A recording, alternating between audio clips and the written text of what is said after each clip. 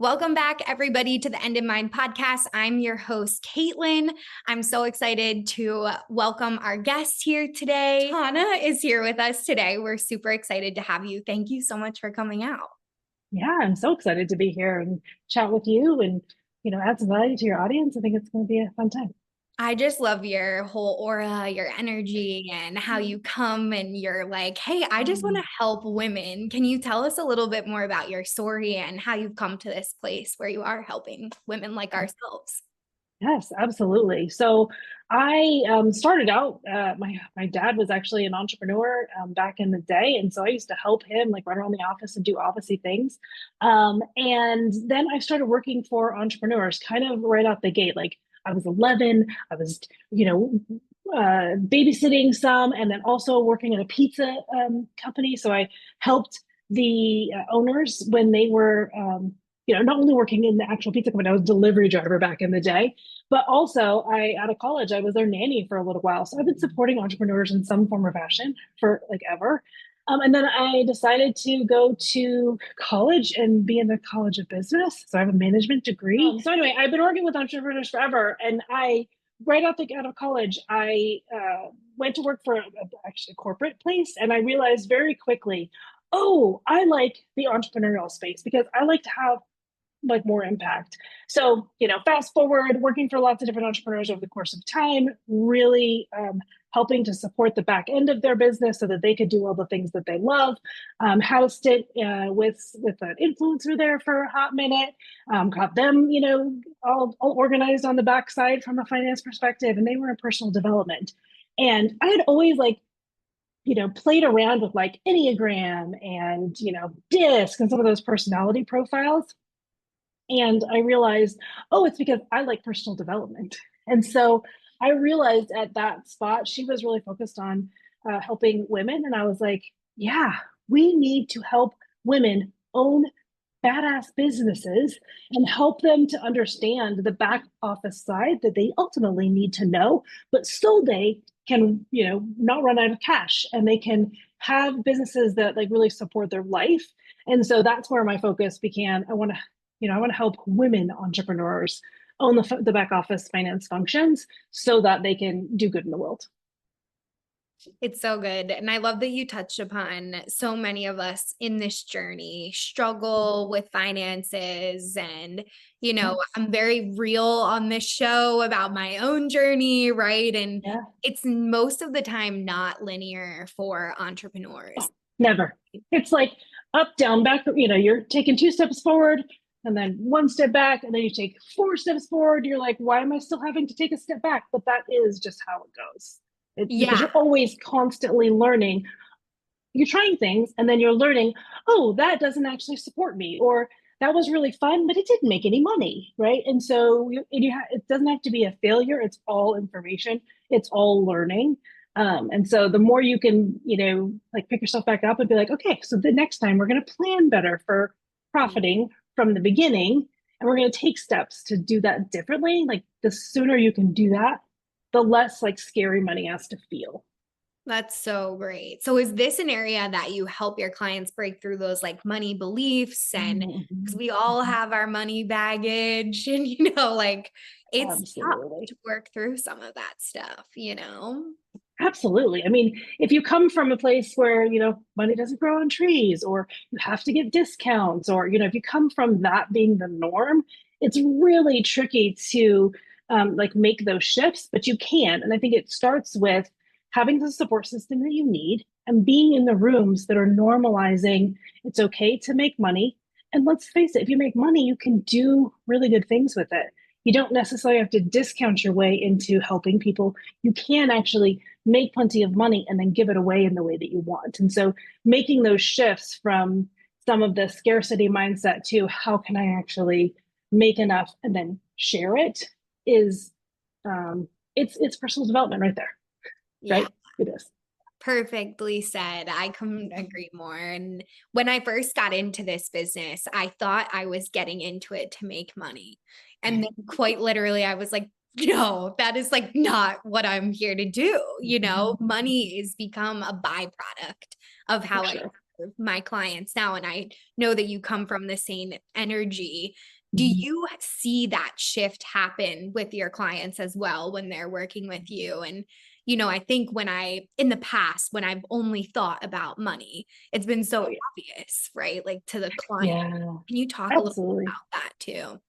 Yeah, I think that if you're living in scarcity, people, they sense it, they can feel it, and so you cannot even sell to people or serve or provide if you are coming from a place of I don't know how this is going to work out. I don't know how this is going to work out. Like they feel that energy, and so I what I really try to impart to clients is that like money is just a tool, and even the like reports or handling the bookkeeping or the taxes like scorecard, all of that is just data helping you to inform like, oh, we did this, that's how it went, now let's plan better for the future. And so if we can take some of the sort of the stigma of scarcity out of the equation, then it then becomes just about service, right? And then people can see how you're excited and passionate about what you're doing, and then the sale comes naturally. So as long as you've built the sort of back end systems or the planning on the finance side to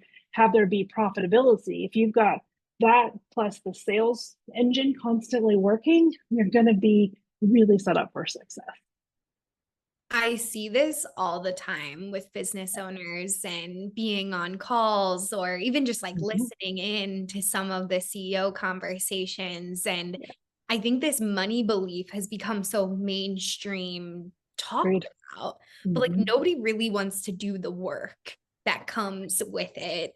Can you share Yeah. with us what some of that journey has looked like for yourself, but also like maybe your clients as well when they're unpacking their naked Mhm. mole rat money moments? Oh my gosh.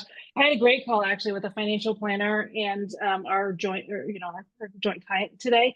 And it's funny because it's like she was feeling like the heaviness of managing people and managing clients, and she was feeling the heaviness of it. And so as we dug a little bit deeper, we started talking about the boundaries that she needed to set with clients and the way that she needed to support her employees so that they were more loyal, and the ways that we could increase sales in a couple of different zones. Again, this was for her specific business, right? But as we started talking through those things, you could see her lighten up. Like she started to smile again. She started to be like, oh, right, this is possible. And it was just because she was getting in the room, we were digging into her financials and being like, hey, I don't actually see a problem with your profitability, but I do think that there's leaks that we can we can fix from a management operations perspective that will make you feel better about being the entrepreneur and make you feel better about how you're interacting with both your clients and your employees. And then that makes it all feel worth it. And when it doesn't feel worth it, then, the business feels heavy. You're like, maybe I'll just go get another job. I was actually talking with some people the other day. They were joking around about how everybody has like if this doesn't work out, I'm going to go do this job. So I always say I'm going to go back to waiting tables because everybody loves somebody who brings them cocktails, right? So that is like my college days. Somebody else said, or my husband actually would joke around all the time about, what about a shop? you know so because like entrepreneurship is it's going to be a roller coaster. And so if you can first of all just make light of it, but then also dig into like, okay, now that I've like had a moment, what's really going on in my business, who can I bring around to support me, and then how can I like make these little shifts. It's like then you get like another fresh wind, right? Yeah. You're like, okay, let's go do the thing again. I love Mhm. that analogy. That's exactly what I've gone through. Like I've spent like all day like applying to LinkedIn jobs and then I like come out of it and I'm like, what the hell am I doing? What Like was I thinking? Right. I We just all need to know wasted what a the whole escape day. totally, but we need to know what like the escape hatch is. Even though like I'm never gonna wait tables, I couldn't even imagine. I would be so tired. But right, but Right. we need to know like, okay, this doesn't go well because it gives us like some safety and some. Okay, I can now go do the hard thing because if it doesn't work out, I have this plan. Right. Yeah. Yeah. And I hear so many coaches be like, don't even think about the fallout plan and like, don't even think about getting a part-time job. And I say to my clients, especially my consulting, I'm like, if that's what you need to feel safe, that's what Yes. we have to do. Like Because like you said, it'll come across on the sales calls. They'll repel every Mhm. sale anyway, then. And then it's like you're Absolutely. miserable, you're broke, you're frustrated. It's like all the things at once, you know. It's even hard Yeah. to pull yourself out of that It's hole. really it's interesting that you just said that about like business coaches. I've heard that a lot where it's like just focus on, looking forward, just focus on the sale. And I definitely don't 100% agree with that. I think that if you need to like go work for somebody for a minute in a part-time role and that creates some of that, I can always buy groceries and I can always, pay my mortgage, like then that will serve you. It doesn't mean you have to do it forever. And even if you took the jump off of a corporate job and now you're like working for yourself and you're like, where are all the people? Yeah. You can change your mind. You can take a part-time gig. You can I actually have a friend who said she was gonna serve ice cream for the summer. Love. Um, and I was like, great, that will help your sales process on everything else that you're doing because you're focusing on having joy. Because like who doesn't love to have ice cream? And I actually hear it's pretty hard, like physical labor, which also is helpful to like energetic like movement and some Yeah. physical stuff too. So yeah, I definitely feel like it's okay to have a part-time gig for a minute while launching your business because then you're not taking just any old client that's not in alignment for what your ultimate mission is because it's so easy to just take any sale and then find out later that sale was not worth it.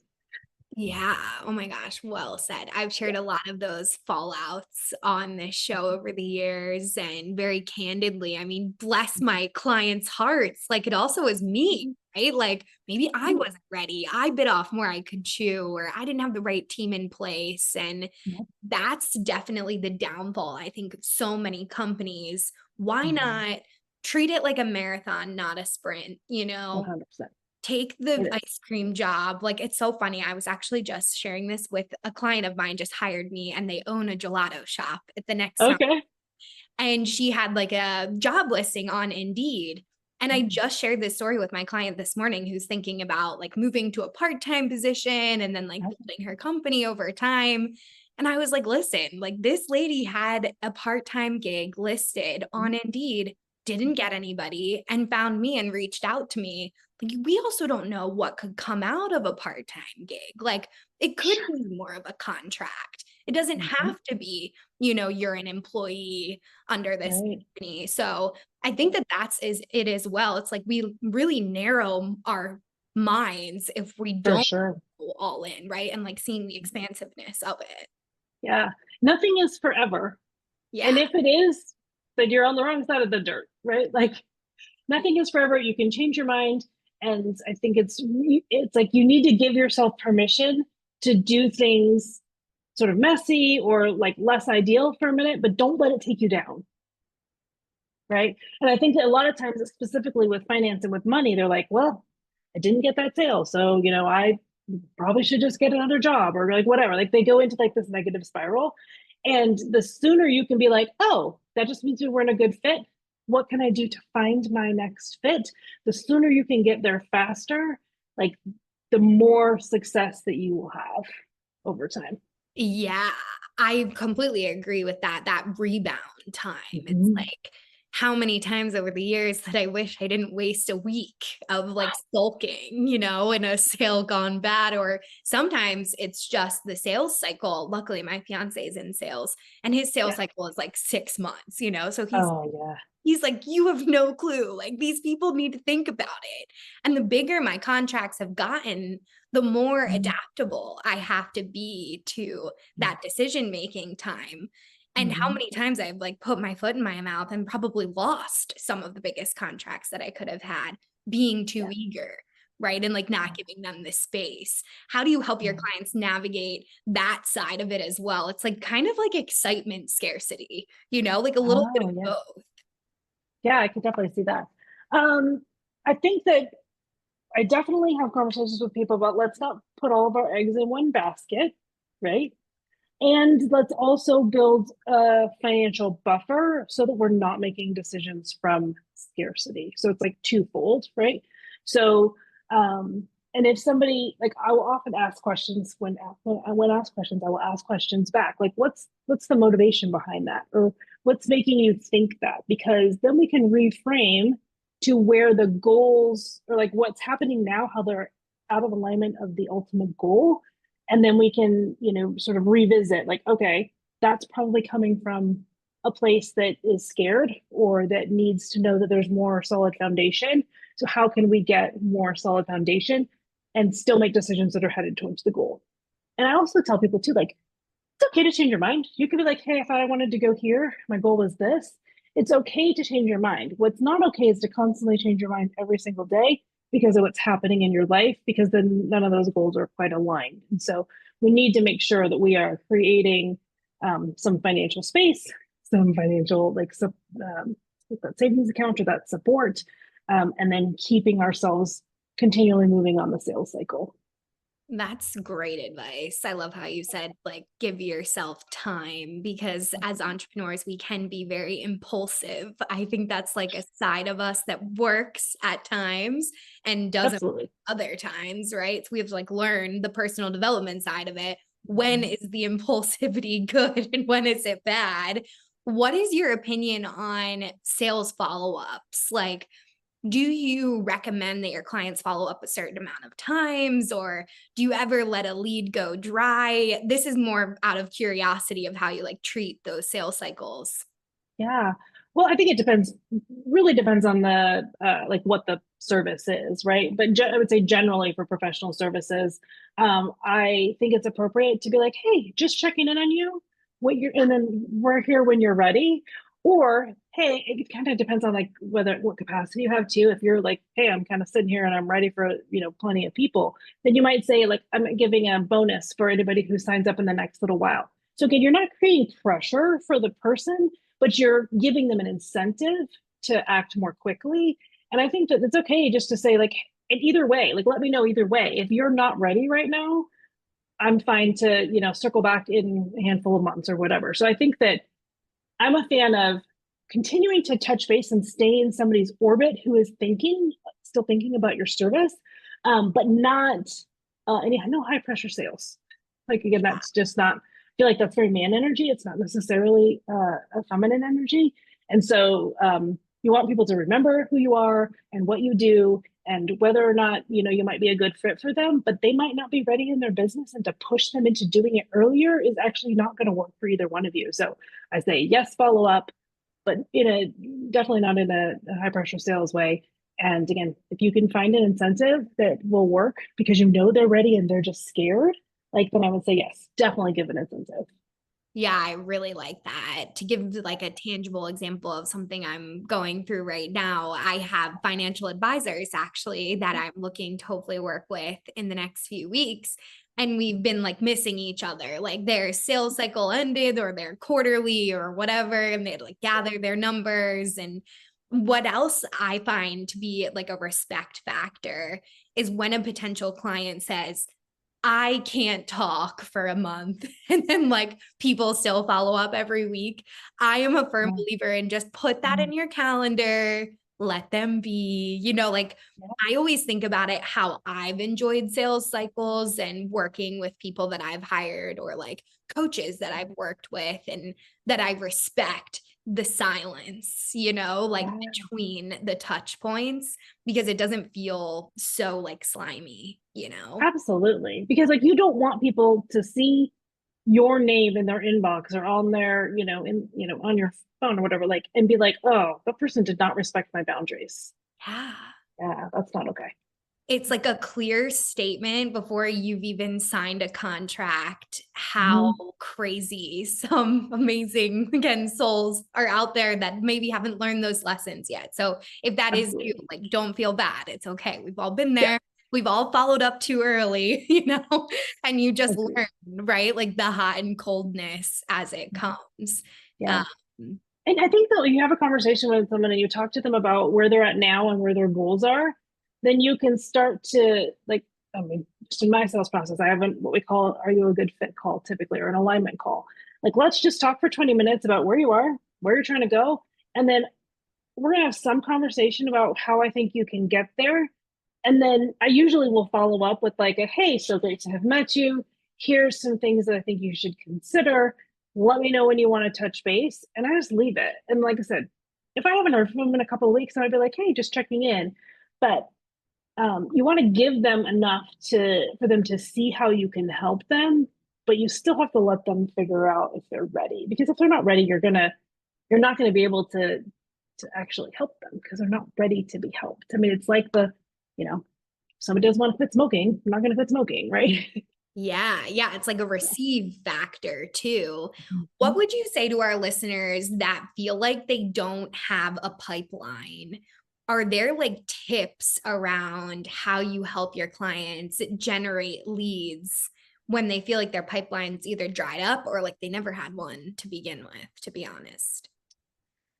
I think you have to start with who you know. Make sure that who you know knows what you're doing now and how they can help support you in that endeavor. And I think that one of the things that many entrepreneurs like maybe misstep on the first, they think that just because they told somebody they're good one time, they're gonna remember it and that they'll get clients right out the gate. And that happens for some.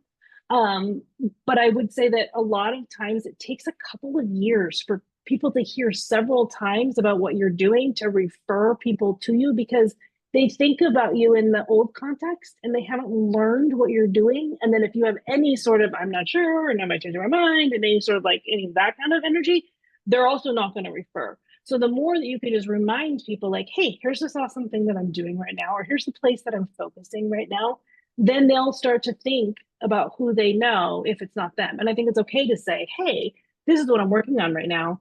Do you know anybody in your network who might benefit from this? And here's the thing, synchronicities will happen. They'll be like, oh, I'm just talking to so and so about blah, blah, blah. I'll get you set up with them. So it doesn't have to be like you're trying to sell to every person that you know, but like, here's what I'm focusing on. Do you know anybody? And if you don't, cool, just keep your ear out for me because Yeah. those synchronicities will occur. That's great advice. I feel like a lot of us don't utilize our current networks enough. Mm-hmm. And that's definitely what I feel like created a foundation for my company to still be around, like being Totally. honest, it's like if I didn't have that, where would I Yep. be? There's no Definitely. foundation. It's just like willy-nilly. Yeah. Well, and anybody who have like worked with before, whether it be a colleague or, I've got referrals from my old boss. Yeah. I quit and he still is like, hey, she's great. Thank you. I love you. Because again, those relationships that you have created over time, even Yeah. if like the situations that were originally connected over no longer exist. If you did good work and you were, a solid person to, like a good human being, let's just say, then they will be excited to help you in what you're doing. And then Yeah. I think the only other like the like flip side of that is if you're constantly changing your mind, then you give people an unease. So even if you are pivoting, try to find the through line when you're talking to your people so that it doesn't feel like, oh, she's doing something else again. Yeah. Because then that network won't, share with you. And then it's sometimes easier to, go to a fresh audience. But there's usually a through line. You're Yeah. usually passionate about something and there's a variation that you're now focusing on from a you know sort of what I'm selling today perspective, so find the through line so that it's also that you're solid. That's great advice too. I think so many of us, especially our listeners, are like spiritual entrepreneurs and, multi passionate as well. And it's easy to want to like segue. And I think if you are struggling with that, and I would love to know your opinion on this, is finding that umbrella factor to like what you Yeah. offer, right? It's like, yeah, I'm a Reiki master, but like, that's not the only thing I do, right? It's like helps bridge social media and intuitiveness. And can you explain how you help your clients maybe find that umbrella if they can't see it? Because sometimes we're just too close to it. Yeah, sometimes you just can't see it, but I think that the so again, I always ask a lot of questions. Tell me about what's lighting you up right now. Tell me about things that have worked well in the past. Tell me about things that have not worked in the past, because then I can start to see Oh, doesn't love managing people, really loves serving other people, right? Like we can start to like pull away the specific instances that were apart, because sometimes too you love doing this thing but the way you were doing it was not lighting you up, and so it's like, okay, well, what's the way that does light you up? Again, kind of going back to that client I was talking to today, it's like sales right now in this specific lane, based on it being summertime and so like the seasonality of business is a real situation. Um what what is a thriving place that can need what you offer in this season? Because somewhere there's something that's thriving. It's just a matter of, so like, is there more commercial space that could be accessed versus a personal? So there's always a way to do it, but we just have to kind of peel back the variables that are emotions, which again, emotions are great, but they also sometimes lie to you. Like sometimes they lie to you, or they're situational, right? They're like, because you were tired and you really needed to actually take a nap, and so it's okay to have those, but to really focus on, this is what lights you up. Okay, why does that light you up? Um, okay, so it sounds like it's problem solving. Okay, great. What kind of problems do you like to solve? Right. So we just kind of continue to dig in, and then then we start to say, okay, now that we found that thing that you like to do, how do you want to share it with the world? And so I know you asked a minute ago, like, if you love to be a Reiki master, like it's okay to say, so I've been focusing on this for a while now, and now I'm making a shift to this other thing because it really aligns and supports that. But it's just where my passion is right now. I think it's okay. Like, own multi-passionate, because like ADHD. It's why I started my business. Truth be told, I loved working for other people, but I would find that at like the 4 year mark, I'd be like, hey, we dialed in all the processes, and now I'm looking for a new challenge. And so I realized I need to just own, I like a new challenge. So I'm going to build a business that is able to serve people, and I can always have that next sort of challenge. And then I build a team around serving the rinse and repeat, folks, um, because that's how I want to show up in my business every time. Whereas if I had to do the same thing always forever, well, we would lose me. Yeah, I feel the same way. And that's exactly why I left my job. I was like, even just like walking into the same building felt like Mhm. so not me, like so out of alignment. So much so that it actually made me like sick when I was working there. And I think a lot of our listeners, I was actually at a networking call earlier, and this gal shared that she felt like entrepreneurs are born, and I was like, that's a really Mhm. interesting perspective, because I definitely think that it's a way of thinking, Mhm. it can't really be taught, unfortunately. Right. It's like an instinct. Do you feel that way? 100%. I think that entrepreneurs can't really be put in a box because we start fighting, Yeah. right? We're like, get me out of this box. And so that's why, like, when I was working for a larger corporation at the beginning, it was great for some things, for stability. It was great for like really like learning how to use some of my management tools and to like understand how things work in a functioning business. Because I mean, right, there's no entrepreneur school, or actually, I guess maybe there is these days, but there certainly wasn't when I was when I was coming up. And so there's so much you have to learn on the fly. And then even then, like, you can be a business, like let's say a plumber. Like, I could own a plumbing business even though I know nothing about plumbing, because I know enough about business that I could really figure that out. Now, granted, there's no chance that that's not on my radar. But right, there are plenty of people who don't know so intimately what they're doing, but they can run. So yes, I totally agree that they're born. They really can't be put in a box. And they probably were not great students, because the typical education system is really built for conformity. It's really built for, you know, the people who are going to get A's, and not the people who are like, why do I got to sit in a chair and do that thing? And I definitely think that many entrepreneurs didn't fit the mold in some way, but that does not mean that they, won't be very, very successful, because I think they probably are more successful. than most people that got the A's. Mhm. I completely agree. Correct. Yeah. And I think Mhm. it's also like how you shared your ADHD. Like I've shared on this Mhm. show that I have minor dyslexia, and it Yeah. definitely changed how I view the world, business, like you said, where you can see the bridges, right? Like things Mhm. that other people can't see.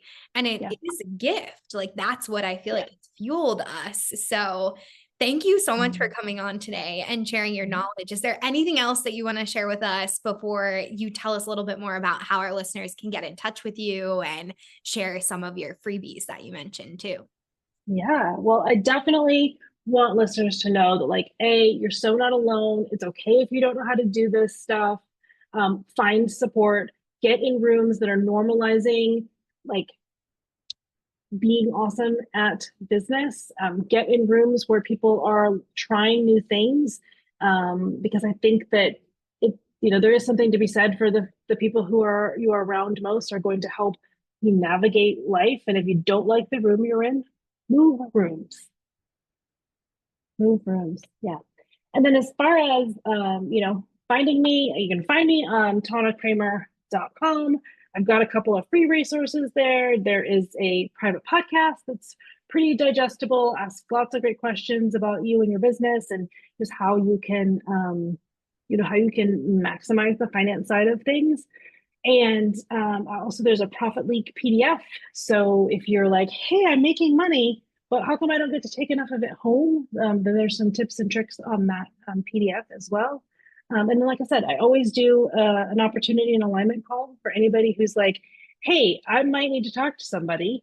And I will tell you flat out, like, hey, sounds like you are in a great place, stay there. Or this is how I could help you. Or when you get to this place, here's when I could help you. So those are 20 minutes that I spend with people. We just do a coffee chat. And again, start with where are you now? Where are you trying to go? How do we get you there? Love it. Thank you so Yeah. much, Tana. I'm so excited to have you on, and I loved everything that you shared today. I know our listeners will too, and hopefully we'll all connect with you on social media as well. Yes, that's awesome. Sounds great. Thanks. Thanks.